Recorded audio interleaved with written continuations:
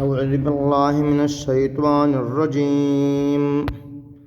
بسم الله الرحمن الرحيم. سبحانك لا علم لنا إلا ما علمتنا إنك أنت العليم الحكيم. خوگو مسلمانان ورونو السلام علیکم. نن زمونږ د تقریر موضوع ده د مور او پلار تابعداري.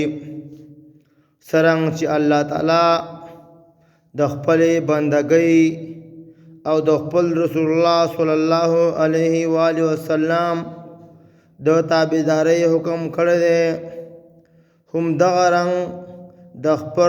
د خپل مور پلار مبارکي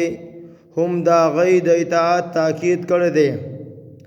او په مختلفو حدیث ځایونو کې مختلف قسمه مضامین راغلي دي، لکه څنګه چې الله تعالی په سورت بقره آیات نمبر 83 کې فرمایي وبالوالدین احسانا وذی القربى والیتامى والمساکین وقولوا للناس حسنا، او کوي د مور او پلار سره نیکي یعنی او بیا دا رنګ هم فرمایي چې کوي د خپلوانو سره نیکي او لا یتیمانانو سره او لا خوارانو سره، او وای خلقو ته خبره یعنی خوږې او نرمې خبرې ورسره کوي. دا بل ځای کې په سورۃ النساء آیات نمبر 34 کې الله تعالی فرمایي وَاعْبُدُوا اللَّهَ وَلَا تُشْرِكُوا بِهِ شَيْئًا وَبِالْوَالِدَيْنِ إِحْسَانًا، او بندگی کوي د یو الله تعالی او مشرک کوي د الله تعالی سره هیڅ شی، او نیکی کوي د مور او پلار سره په نیکی کولو سره. بیا الله تعالی فرمایي وبذي القربى واليتامى والمساكين والجار ذي القربى والجار الجنب والصاحب بالجنب وابن السبيل، او د خپلوانو سره هم نیکی کوي او د یتیمانانو سره، لخوارانو سره او د هغه همسایانو سره چې خپل مو وي، یعنی هغه همسایا چې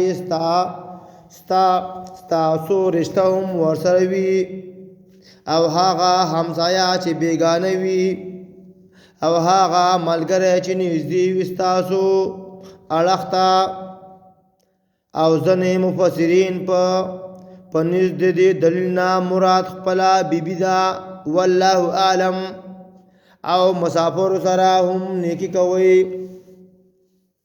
بل ځای کې الله تعالی فرمایي په سورت بنی اسرائیل کې آیات نمبر 23 کې وَقَضَىٰ رَبُّكَ أَلَّا تَعْبُدُوا إِلَّا إِيَّاهُ وَبِالْوَالِدَيْنِ إِحْسَانًا إِمَّا يَبْلُغَنَّ عِندَكَ الْكِبَرَ أَحَدُهُمَا أَوْ كِلَاهُمَا فَلَا تَقُل لَّهُمَا أُفٍّ وَلَا تَنْهَرْهُمَا وَقُل لَّهُمَا قَوْلًا كَرِيمًا. او حکم کړی دی رب ستا د دې خبرې چې عبادت مه کوئ مګر یو الله تعالی عبادت کوئ، او نیکی کوئ د مور او پلار سره په نیکی کولو سره. یعنی بیا دومره تحقیق کوي فرمایي چې کچرې ورسیږي زوړوالي ته یا اولادوی نه او یا دواړه زاړه شي، پس مه وایه ته دې دواړو ته کلمه د اوف او مراټه دا دواړه ووایه دوی ته خبره نیکه یعنی ښې خوږې خبرې ورسره کوي. په بل ځای کې الله تعالی د احکام مخکینی آیات ته سورت بنی اسرائیل آیات نمبر 24 وَافِزْ لَهُمَا جَنَاحَ الذُّلِّ مِنَ الرَّحْمَةِ وَقُلْ رَبِّ ارْحَمْهُمَا كَمَا رَبَّيَانِي صَغِيرًا، او ټیټ کړه ته وزر د عاجزۍ دې دواړو ته لا مهربانۍ نه، او یعنی داسې دعا ورلا وغواړه ووایه ای زما ربه رحم وکړې په دې دواړو باندې لکه چې رحم یې کړی دی او تربیت یې کړی دی زما په زما چې زه وړوکی وم. کومه دعا؟ رب ارحمهما کما ربیانی صغیرا. دغه دعا به وایي د مور پلار دپاره هم. یعنی یو داسې یادګیرنه ده لکه چې ماشوم بچی چې د امتیازو نه ګنده وي، پوزه یې هم را بهیږي او پلار یې په غېږ کې راپورته کړي، سره د دې چې لړلې تپلې وي او ښکله وي،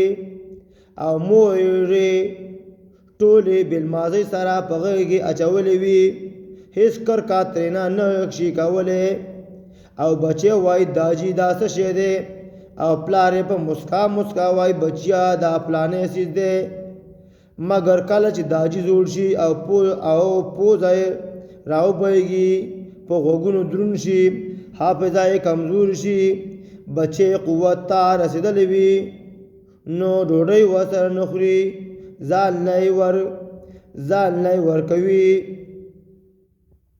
او چې د یوې خبرې تپوس دویم ځله وکړي بیا ورته وایي یو ځل خو مې درته وویل غوږونه مې مه خوره. او د دې خبرې علت صرف دا دی چې موږ خپل اولاد د قرآني تعلیماتو نه بېخبره ساتلي دي. بل ځای کې الله تعالی په سورة لقمان آیات نمبر 24 کې فرمایي ووصينا الإنسان بوالديه حملته أمه وهنا على وهن وفصاله في عامين أن اشكر لي ولوالديك إلي المصير. او امر کړی د من انسان ته چې نیکي کوه د مور او پلار سره، ځکه چې ګرځولو به د مور په سستۍ سره د پاسه د بل سستۍ او پرې کول د تینه په 2 کالو کې. او بیا الله تعالی فرمایي شکر کوه ما لره او مور پلار لره، او ما ته دې راتلل ستاسو، یعنی تاسو به ما ته راځئ. په مخ کې بیا یو عجیبه شان ارشاد دی وَإِنْ جَاهَدَاكَ عَلَىٰ أَنْ تُشْرِكَ بِي مَا لَيْسَ لَكَ بِهِ عِلْمٌ فَلَا تُطِعْهُمَا وَصَاحِبْهُمَا فِي الدُّنْيَا مَعْرُوفًا وَاتَّبِعْ سَبِيلَ مَنْ أَنَابَ إِلَيَّ ثُمَّ إِلَيَّ مَرْجِعُكُمْ فَأُنَبِّئُكُمْ بِمَا كُنْتُمْ تَعْمَلُونَ. او که چرته کوشش کوي دا دواړه تا سره په دې خبره چې شریک ونیسه ته له ما سره په هغې څیز چې نه وي تا لره په هغې علم، پس بیا مه کوه اطاعت د دې دواړو، او ملګرتیا کوه له دې دواړو سره په کارونو د دنیا کې نیک، او بیا ورسره ملګری الله تعالی ښایي چې مطابقت کوه د لارې د هغه چا چې هغه رجوع کړی وي ما ته، نو هغه به درته زما دین وښایي، او بیا ما ته دې راتلل ستاسو، پس خبر به کړم تاسو په هغې چې څه مو کړي وي. دا موږ ووې که چېرته مور پلاره بچو ته د ګناه کار ښایي، د دې مطلب دا دی نو ګناه نه ځان ساتي. او بل ځای کې الله تعالی په سورۃ احقاف کې آیات نمبر 15 یعنی 15 کې فرمایي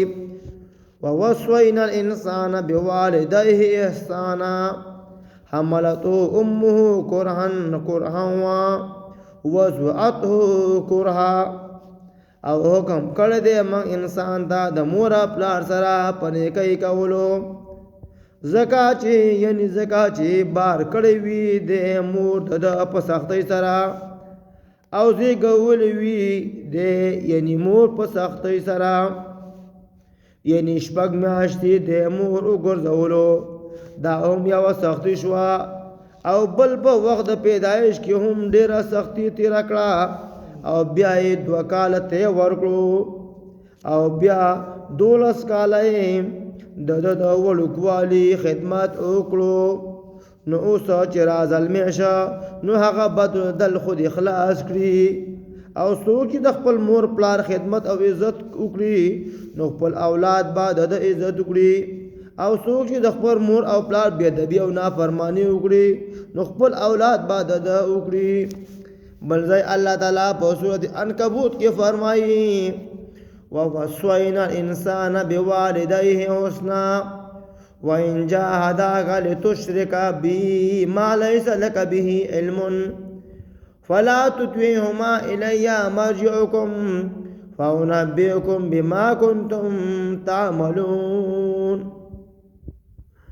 او حکم کړی دی موږ انسان ته په دې خبره او حکم کړی دی موږ انسان ته یعنی په دې خبره چې تابعداري وکړه د مور او پلار په نیکۍ او یعنی بیا فرمایي که چېرته کوشش وکړي دوی چې ته شریک پیدا کړه ما سره د هغه څه چې نه وي په هغې باندې تا لره چې نه وي په هغې باندې تاسو لره علم پس ما کوه اطاعت د دې دواړو یعنی ځکه چې ما ته دې راتل ستاسو او خبر بکړم تاسو په هغه څه چې تاسو کړي دي. یعنی د دې مطلب دا دی چې مخکې هم ما تاسو ته بیان کړه که چېرې مور پلار بچو ته د ګناه حکم کوي یا د شرک حکم کوي نو هغه به نه کوي هغې نه به ځان ساتي. البته د مور پلار ډېر لوی حق دی. دا موږ تاسو ته صرف د قرآن په حواله باندې یو څو آیاتونه راوړل. انشاءالله تعالی د حدیث په حواله سره آیاتونه به درته په راتلونکي وخت کې راوړو. الله تعالی دې موږ له په قرآن او په حدیث باندې د عمل کولو توفیق نصیب کړي. السلام علیکم ورحمۃ اللہ وبرکاتہ.